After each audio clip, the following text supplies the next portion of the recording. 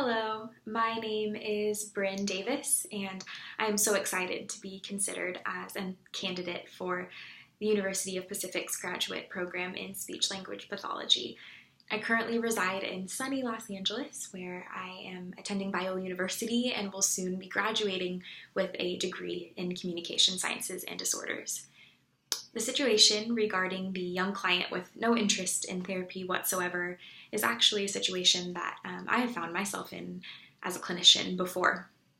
What works really well with this kind of client is to first of all make sure that you are getting down on his level in order to best communicate with him.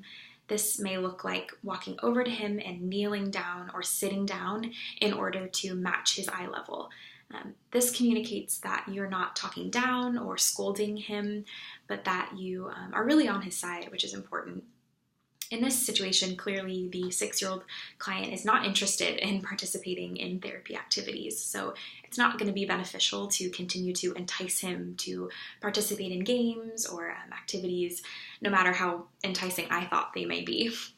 So it can be helpful to shift the focus off of therapy for a few minutes and just onto the client himself.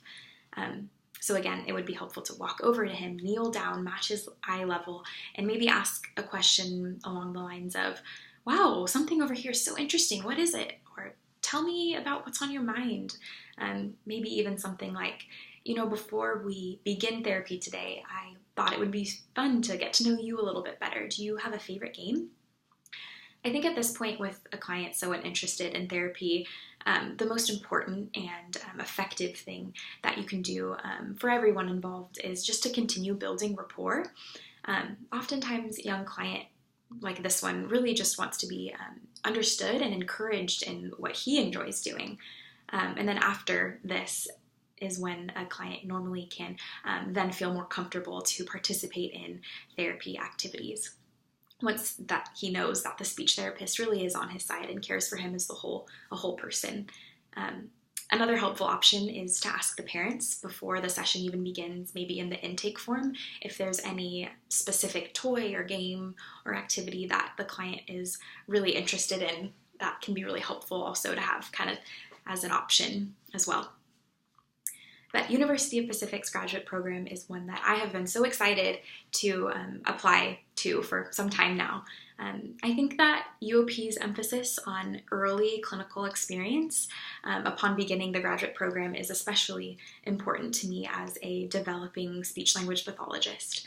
The accelerated 15-month program is especially unique, and it's an excellent option because it means that I'll be out in the workforce much earlier, which is amazing and something that not all schools offer. And the exposure to both the public school districts in the area and the medical externship capstone experience, they're especially important to me because of my interest in working with a large variety of social communication disorders. Overall, I know that University of Pacific's graduate program is one that I would be honored to be considered further for as an applicant, and I know will absolutely prepare me thoroughly to become an exceptional speech-language pathologist. UOP's long-standing and highly acclaimed program is one that I believe would just glow to employers as I venture out into the workforce and begin working someday after my education is complete. Thank you so much for taking the time to get to know me and hear about a little bit about me. So thank you so much.